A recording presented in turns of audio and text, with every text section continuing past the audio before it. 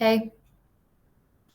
Yes, ma'am. Do you record these, Miss Sanders? We are actually cannot record them. That is not now on your end. If y'all would like to record or whatnot, I personally don't mind, but we cannot record the tutoring sessions. Oh, okay. I tried that first semester, and we are told not to. Oh, okay. Thank you, honey. You're welcome. But do I care? I don't, as long as nobody else cares. If somebody does disagree, they probably need to voice that or.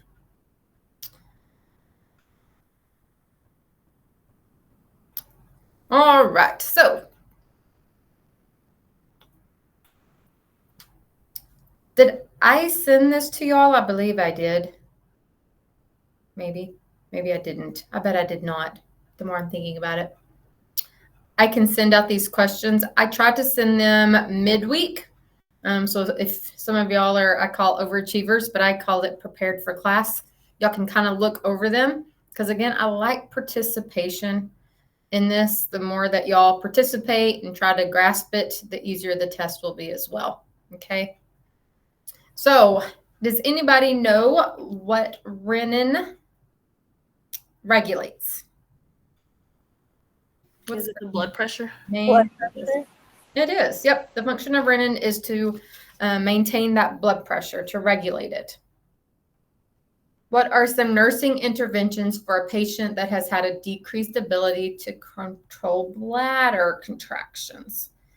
What are some things that as a nurse that we can do when we're caring for a patient that has bladder contractions, which leads to incontinence? What are some things? Even as a CNA, what are some things that y'all think of to do? Frequent bathroom visits. Okay. Bladder training. Bladder training, yeah, that could be it. But as far as that's one of the things, I'm going to ask true or false type questions as in regards to this. Would y'all make available devices or pads to absorb leaks for ambulatory clients? Yes or no?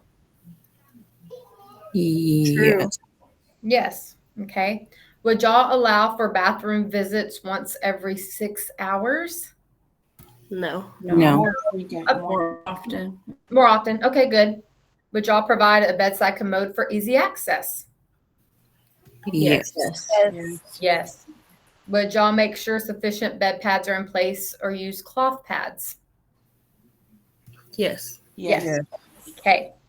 And then would y'all perform straight casts every shift? No. No, unless we have an order for it, but no, not just because they're having bladder contractions. Okay. So when I do that, just so y'all know, because I'm not going to tell y'all every time, but when I usually present it that way, those are more than likely going to be a select all that apply question. Okay. The client has been drinking 5,000 milliliters of fluid to attempt to flush out a kidney stone. When y'all think of somebody drinking that much fluid, y'all think of it being a lot or a little? 5,000 mLs. I would think that's quite a bit. That's a lot. Think a cup of coffee, like when y'all serve a cup of coffee, or it's usually 240 mLs. So I'm thinking that's a lot of fluid. Like even one of those liter. Yeah, that's 5 liters. That's a lot of fluid. Try to increase fluid. So with that amount, you would think that they're overhydrated, right? Does that make sense? That much? Somebody needs to mute for a second. Maybe. Okay. So they're overhydrated. So when we think of specific gravity, that specific gravity, do y'all know the average for that? I know. I thought that was crazy. What did he say? The other day, Carlos said it was Kate. The other day, Carlos was like, "Hey, I'm trying to hear this conversation, Jennifer. I don't know if you're at work or at home. Maybe. Sorry. I'm trying to figure it out. I'm at work. Let me go get my popcorn. Okay. I'm sorry. It's all right. Oh, see, Mr. Bryant, he said that y'all went over some of that too. So a normal specific gravity is 1.050 to 1.025. y'all want to write that down. And we may go over more of that actually next week as well on Monday. So if somebody is overhydrated because they drank too much, do y'all think their specific gravity is going to be higher or lower on the scale?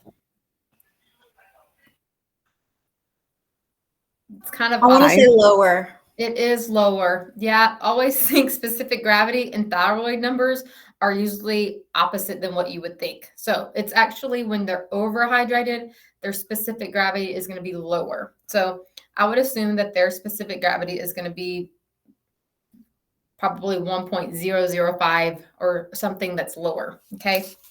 So on that question, you're going to think, okay, they're overhydrated.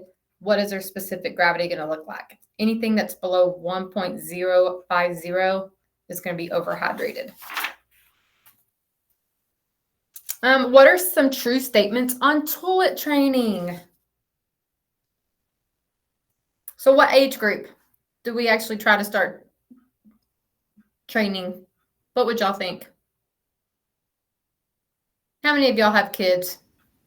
Raise your hands. Me. Some of them might have been later, some of them earlier, but the average range that we try to or encourage parents to is usually between 18 and 24 months. So that 24-month range. But what would be preventing kids from going to the potty that we talked about during class? If they still wear diapers. Diapers. Yep. If the child can't feel the wetness from the diaper, we need to be putting them in underwear so they can feel that. What are the structural components of a nephron?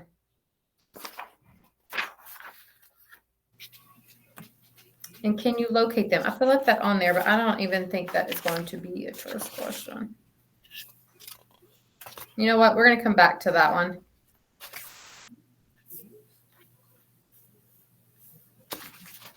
Oh, I do. I'm looking. Sorry. We'll come back to that one. Deal. What is the functional unit of the kidney?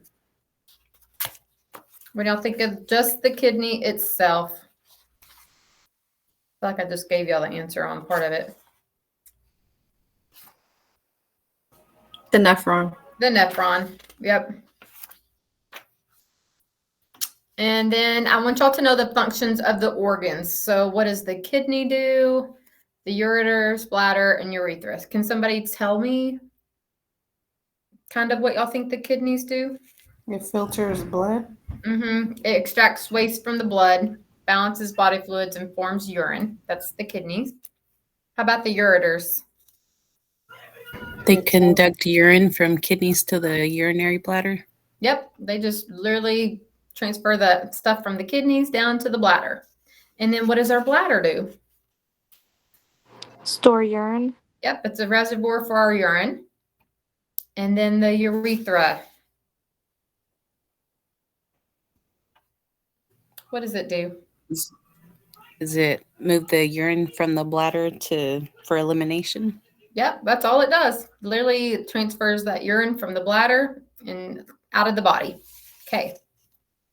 I feel like y'all will do well with that part. What are some common signs for a UTI in the elderly? We didn't go over a lot of that. That was that part of that chart that I was wanting y'all to read. But a lot of y'all that have worked in skilled nursing facilities, what do y'all automatically think of when somebody is experiencing this? That you think, oh my gosh, they have a UTI. Confusion. Confusion. Yes. Most common thing what happens with the UTI is they are confused with the elderly. So new onset confusion. Good. Again, for normal urinalysis, we kind of went over the specific gravity part. I have 1.010 and I said 1.05 or 005. So, but no, that's the normal. Is urine, do y'all think of it as acidic or alkalytic?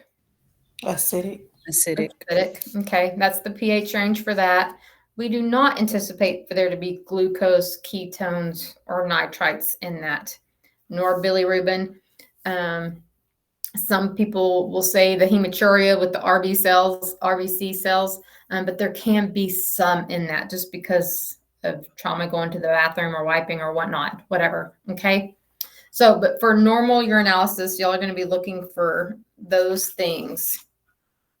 So if somebody, we already talked about specific gravity, overhydration would be at the low number. So if they were dehydrated, what would you think it would be above?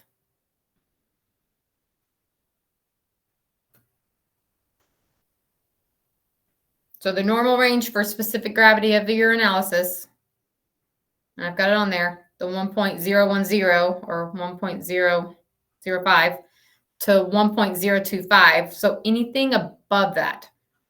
So if it was 1.030, they're dehydrated. Okay.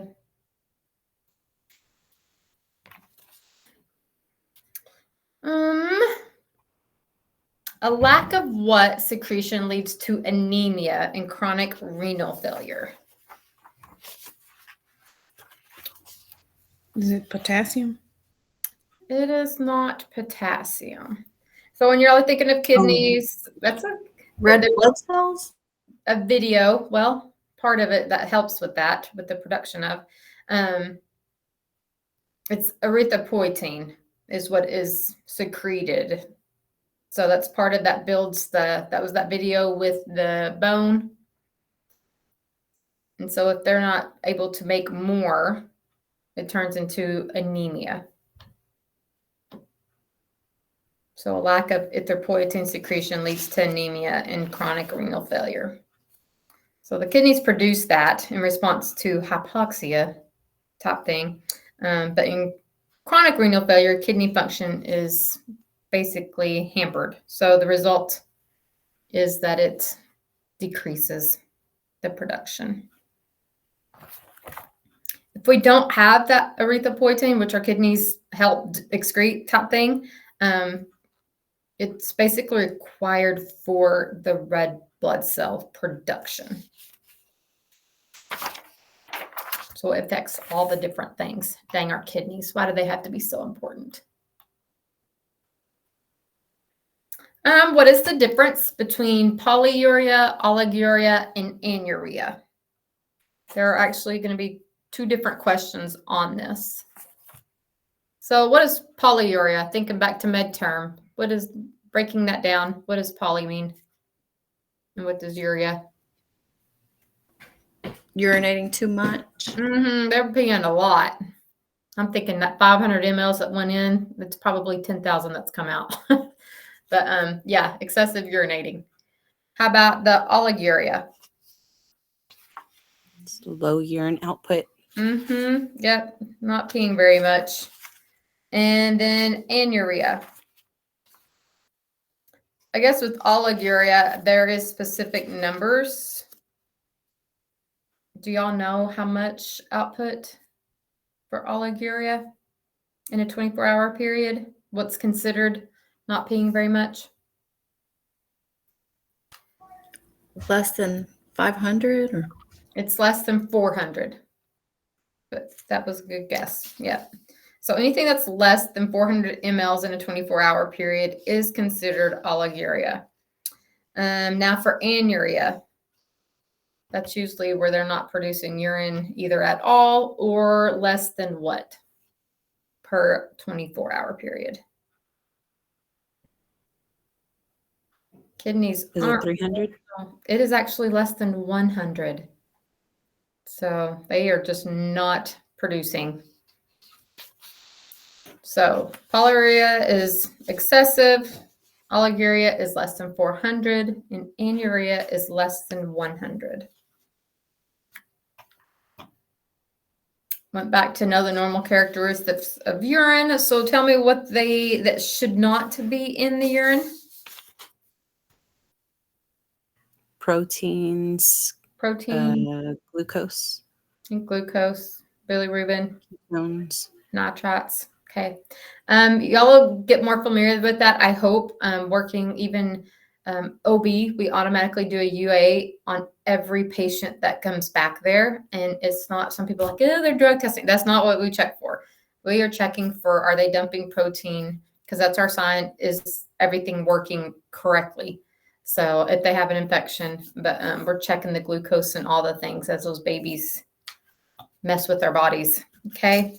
So hopefully when y'all are back in OB, not just focusing just on the baby, but looking at labs work and stuff too, maybe it'll help click. So what are some nursing interventions related to the effects of aging on the urinary system? There is another question on that. So what are some things that we would, as a nurse, I even think CNA honestly helps with some of these things. What would we want to do as far as if we know that they're having issues going to the bathroom and say they need to go at night even? What would we do? What would we offer? What would we assess them for? We can offer assistance to the restroom or Okay. changing them. Fluid restriction? Yeah, we want maybe not just restriction, but monitoring their eyes and nose. We do that as nurses all day long, even in nursing facility, and it's not required necessarily as much, but we need to know how much are they drinking, how much is coming out to see if it's normal. So when we're assessing that, what are we assessing for? I wouldn't say we usually assess them for overhydration, but possibly what? Dehydration. Mm-hmm. At the nursing home, weren't y'all like, oh, are they dehydrated? Yes. So measuring, monitoring their fluid intake and output, assessing for dehydration. As far as safety goes with the elderly, really for any patient, we usually will recommend that they leave a night light on. So that helps prevent falls. So keeping a light on to make that nighttime bathroom visit safe. And then now I said dehydration. What if we're wanting to monitor for overhydration? What are we assessing or checking for?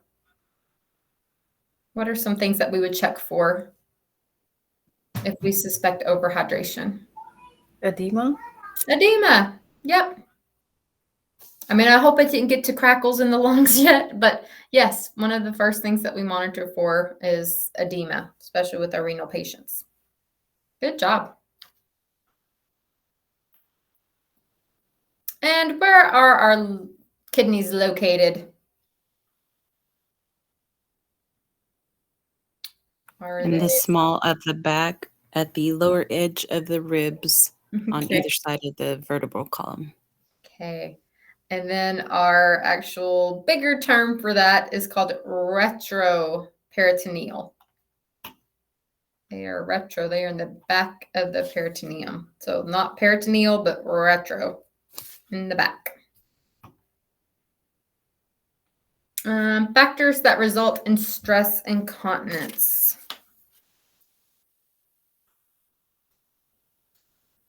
I feel like that might be even later on because we're going to go over incontinence on Monday.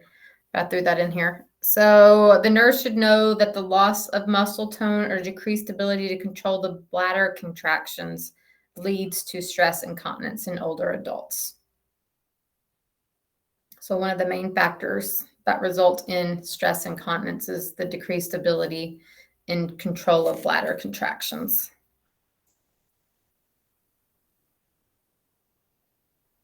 What does aldosterone promote? Think back to the video.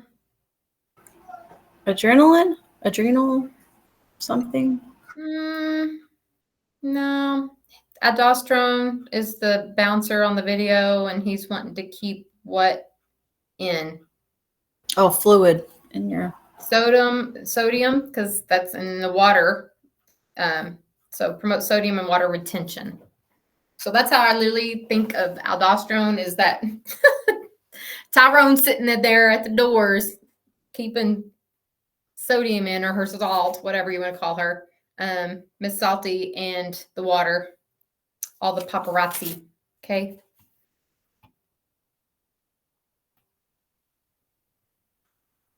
This is maybe back to the nephron part. That's why I was like, I think I have it in there. So you will need to know parts of how it goes through the nephron. This is going to be a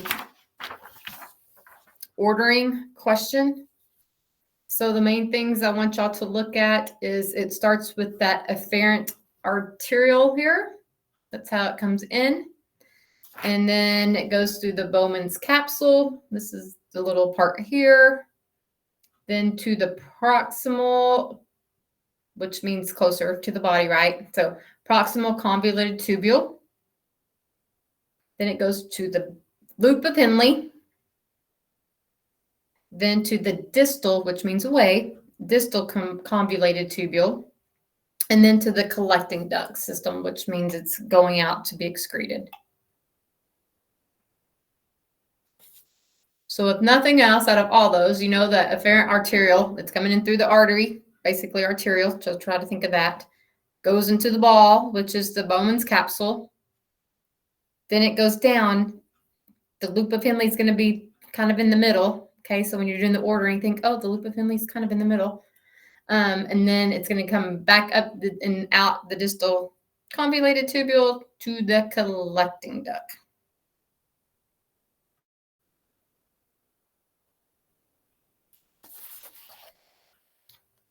What are some interventions for immobile client with nocturia? Alrighty, you answered that one. Would it be limit fluids at night? You could at night. I just don't want it to get confused because one of the answers ensure fluid restriction, but it says during the day, so that would not be right. So just so we're clear, because I'm not going to say that that's wrong, okay? But that's not going to be the answer. What is something else that we can do, especially if they're immobile? So they're not able to get Briefs. Catheter? Blah, blah! I don't know. So we can't, I mean, could do briefs. We can't do a catheter without an order. So, I mean, if that's ordered by all purposes, yes, but that's usually our last thing that we would do just because the risk of infection and all the trauma it causes. So we really avoid trying to put catheters in these days. Used to, it was a thing. We would just catheter them real quick. But I mean, would you like to be catheterized like every couple of hours just because you can't get up to go to the bathroom? Oh, it's a trauma.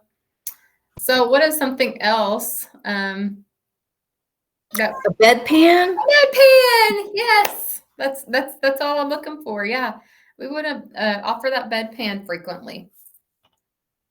I mean, again, adult brief is not incomplete, wrong. But as far as dignity, this is somebody maybe, because I didn't say that they don't know. They might even could use the call button, but they're immobile, okay, and they need to go to the bathroom a lot at night. So. But offering that bedpan frequently. Try to keep their dignity intact. What is the difference between a male and female urethra? On this one, I'm looking at as far as the length of the urethra. How long is the female's? 1.5. Okay. And then the male's? 8. 8. I was informed y'all did not do the male catheters yesterday. Did y'all do those? No, we didn't. No, we did. I do. Okay, good. Breckenridge did. Okay. And hopefully if y'all didn't get a chance to, y'all are more than welcome to come on Tuesday afternoons or get one of us because they are the same. To me, they're easier, male caths are than females because they have the one hole, so it's like easy to find. But I do want y'all comfortable with holding it, wiping. I do want y'all to use your wipes. So if y'all need to practice that, if that's one of your things, like I am so scared to do that, get with me and we'll just keep practicing. Okay. What is the functional unit of the kidney? We already said that one. The nephron. A nephron. Yep. Will a patient have to be on dialysis if a kidney's removed? What if you're taking care of a patient and they're like, "Oh, I gotta get my kidney removed"? What would be a response that y'all would think of? You don't have to be on dialysis when you have a kidney removed. Do what? You don't. I don't believe have to be on dialysis. Not. No. I was like looking for that question because I don't even know where it's at. But the answer is it's going to ask what would your response be and to let them know that that is not accurate. Because as long as, here it is. As long as you have one kidney that's working properly, then you won't have to be on dialysis. So, if a patient hasn't urinated 8 hours post-op, what should you do as an LVN? And we haven't got an order or anything yet. What would y'all do? What would be your first action? Notify the doctor. Okay. In some places, I love that y'all would be comfortable notifying the doctor immediately, but usually there's somebody else before that step that you could let know. Charge nurse. Your charge nurse. Yep, the RN charge nurse is who you need to go to first. That is not to say, and I love that you said doctor, because there are a lot of LVNs, like after a while, that the RNs are comfortable saying, hey, you go, or you are the only one that's on shift that day. So depending on what facility you're working at, but usually for NCLEX purposes, y'all would want to notify the charge nurse or the RN first. Okay. If that one's not on there and then it says doctor, then yes, let the doctor know, because the RN's going to be calling the doctor. There are going to be math questions on there. I only have 2, and I gave a sample of one of them. So a client is to receive 0.04 grams twice a day. How many milligrams of the medication will the client receive in one day?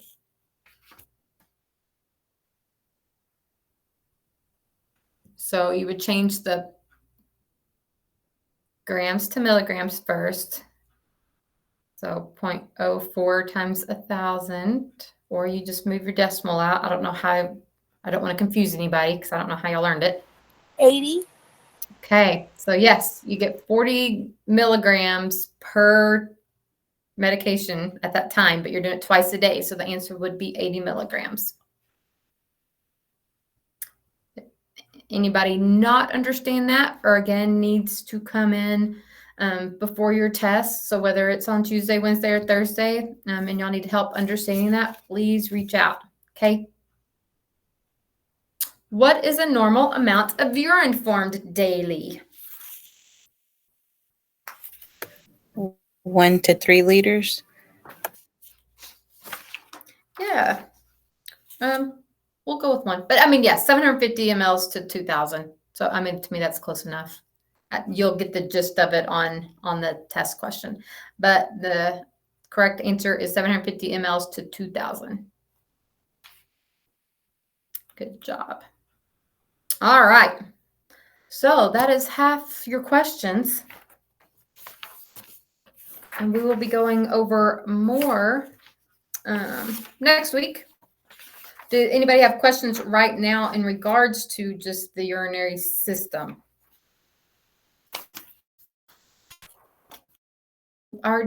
Did I send this out or not? Do y'all know? I don't think so. Okay, I honestly felt like I had typed all of it up and was going to send this out with a couple of videos, and the video never did upload, and then I just got out of it. Now that I'm thinking about it, I think that's what happened yesterday. So I'll send this, so y'all have it as well. But then I'm also going to send out 2 videos that y'all can watch before Monday. So that Monday we can just do some Q&A, and I can give y'all some time to play in the ATI, so it's not just me lecturing the whole time. And that will already give y'all 30 minutes head start. Okay, so if y'all can watch those videos over the weekend, they are 2 short 10-minute videos, so you can listen to it while driving down the road or while you're taking a shower. I don't even care. Send those to y'all. Have y'all started on your blueprints? Yes. Yes. Okay. All right. So this should correlate with that as well. I encourage y'all getting with another fellow classmate and feeding off of each other. That helps a lot. If y'all don't have somebody that y'all can go to, let me know and I'll try to help you find somebody. Okay. Like seriously. All right. Any other questions, concerns? Y'all survived your first week? Yes. On the length of the male and the female urethra, was that in centimeters or inches? That's inches. Yeah. Okay, thank you. Mm-hmm. And I am so weird. I do everything in inches, and I guess because I do printing and paper and stuff. But a business card is 3 inches by 3.5 inches by 2. So I mean, you got to just think like the urethra for female is very short. Very short.